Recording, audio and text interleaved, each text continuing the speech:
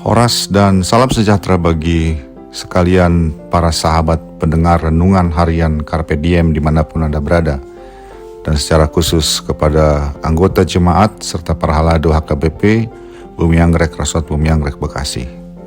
Kembali kita bertemu di hari ini untuk merenungkan firman Tuhan yang ditetapkan HKBP sebagai ayat harian buat kita di tanggal 8 Januari 2026 hari Kamis ini. Kiranya di hari ini damai sejahtera Allah yang melampaui segala akal memelihara hati dan pikiranmu di dalam Yesus Kristus Tuhan kita. Kini marilah kita memulai perenungan firman Tuhan dengan terlebih dahulu menyanyikan buku Wende nomor 729 baitnya yang kedua.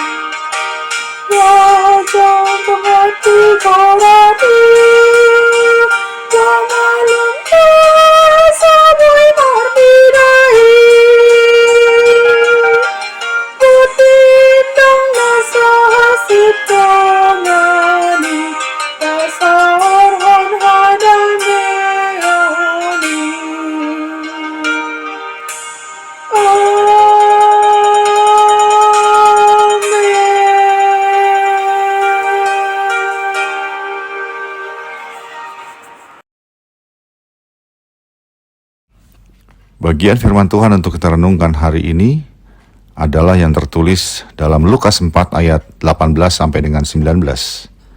Roh Tuhan ada padaku oleh sebab Ia telah mengurapi aku untuk menyampaikan kabar baik kepada orang-orang miskin. Dan Ia telah mengutus aku untuk memberitakan pembebasan kepada orang-orang tawanan dan penglihatan bagi orang-orang buta, untuk membebaskan orang-orang yang tertindas, untuk memberitakan tahun rahmat Tuhan telah datang. Demikianlah firman Tuhan. Bagian firman Tuhan yang menjadi renungan kita hari ini yaitu Lukas 4 ayat 18-19 adalah salah satu pernyataan paling penting dalam Injil Lukas. Ayat ini dikatakan atau diucapkan oleh Yesus di sinagoge, tempat ibadat orang Yahudi di Nazaret pada awal pelayanan Tuhan, yaitu setelah Ia dibaptis dan dicobai di padang gurun. Yesus membaca dari kitab Yesaya, yaitu Yesaya 61 ayat 1 dan 2, dengan unsur dari Yesaya 58 ayat 6. Dan kemudian menyatakan, pada hari ini genaplah nas ini sewaktu kamu mendengarnya, ayat 21. Dengan demikian, teks ini bukan sekedar kutipan nubuat yang dilakukan oleh Yesus, melainkan sebuah deklarasi dari Tuhan tentang identitas dan misinya sebagai Mesias di dunia ini. Di bagian awal firman Tuhan hari ini, Tuhan Yesus berkata, Roh Tuhan ada padaku, oleh sebab Ia telah mengurapi aku. Secara eksegesis, perkataan ini menunjukkan bahwa sumber otoritas pelayanan Tuhan Yesus bukan dari lembaga keagamaan, bukan dari para imam-imam ataupun dari bait Allah, tetapi dari Allah sendiri. Ketika ia mengatakan mengurapi, berkaitan erat dengan konsep Mesias, yaitu Ibrani, Mesayah, yang juga berarti mengurapi. Dan demikian Yesus menyatakan diri sebagai Mesias yang diperlengkapi oleh Roh Kudus bukan hanya untuk kuasa rohani, tapi juga untuk penyelamatan konkret dari Allah. Melalui firman Tuhan di awal ini, Tuhan Yesus ingin mengatakan kepada kita bahwa pelayanan sejati harusnya selalu dimulai dari panggilan dan dari inisiatif Allah saja, bukan berdasarkan ambisi manusia, apalagi kepentingan-kepentingan yang ingin dicari melalui pelayanan itu. Lalu ketika kita melaksanakan pelayanan itu, tentu kita berdasarkan dan menyandarkan diri kepada kuasa Roh Kudus, bukan kemampuan, keahlian, atau kecakapan pribadi.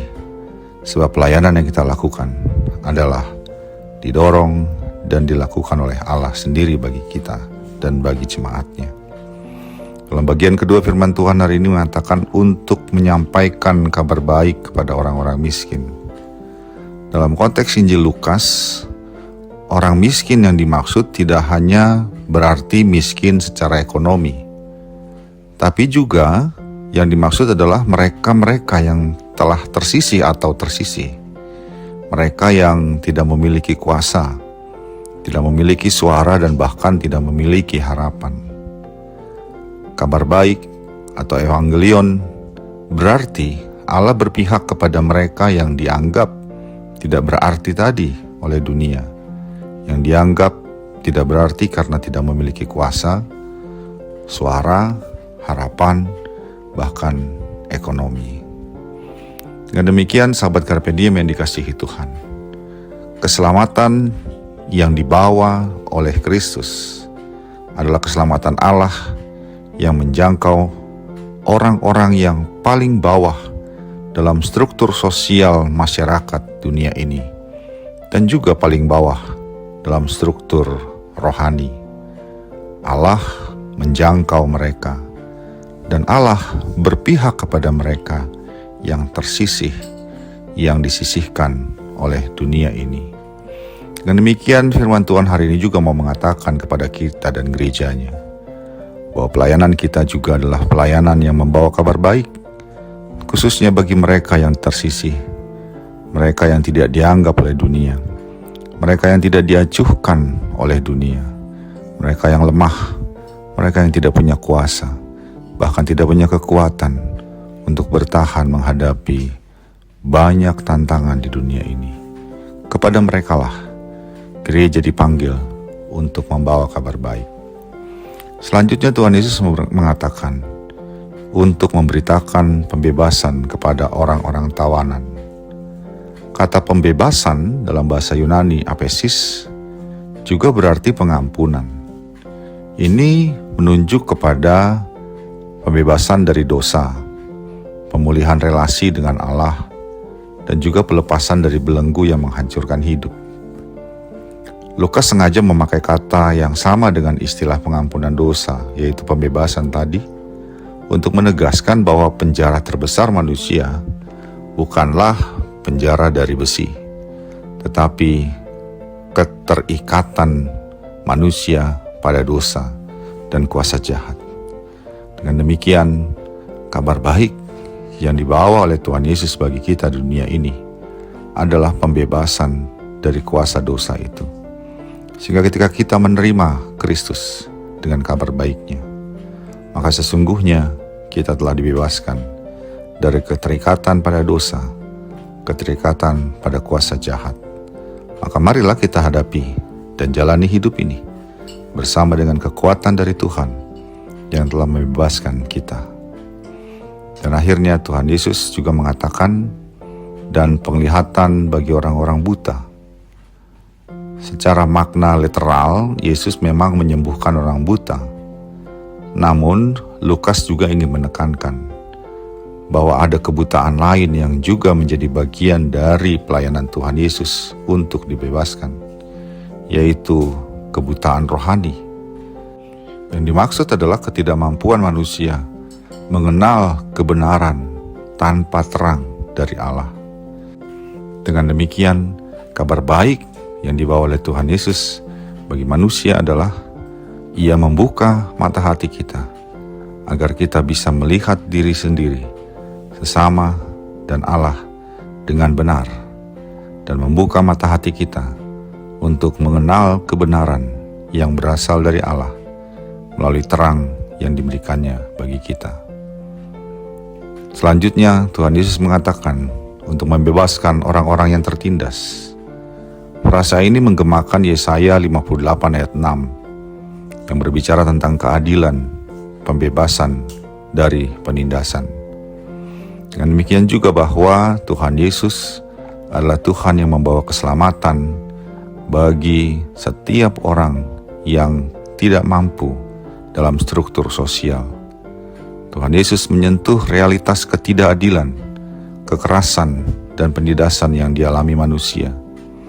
Yesus ingin menyatakan bahwa Dia tidak mentoleransi sistem yang merusak martabat manusia, dan Ia datang untuk membawa pembebasan bagi mereka semuanya.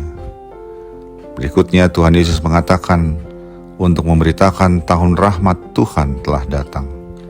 Perkataan ini menunjuk kepada konsep tahun Yobel yang tertulis dalam Imamat 25. Tahun Yobel adalah tahun di mana hutang dihapuskan, budak dibebaskan, tanah dikembalikan kepada kondisi semula sebelum dikerjakan oleh manusia.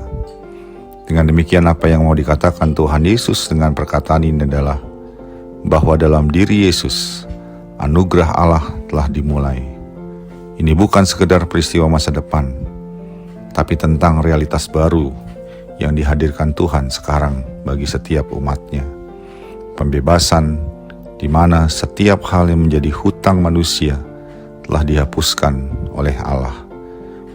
Perbudakan oleh dosa yang dialami manusia pun telah dihancurkan, telah diruntuhkan, karena Tuhan membawa tahun rahmat Tuhan bagi kita semua.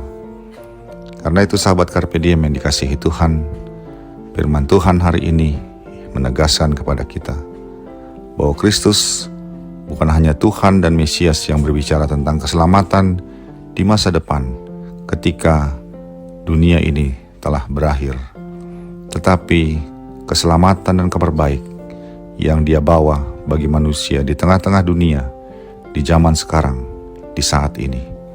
Bukan hanya tentang rohani, tapi juga tentang keadilan, kebenaran, yang juga semuanya itu harus dibawa dan diberitakan, serta dihadirkan oleh tangan Tuhan di dunia ini, oleh tubuh Kristus di dunia ini, yaitu gereja.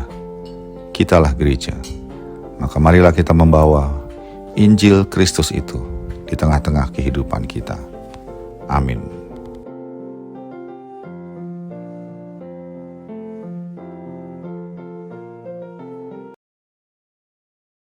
Marilah kita berdoa.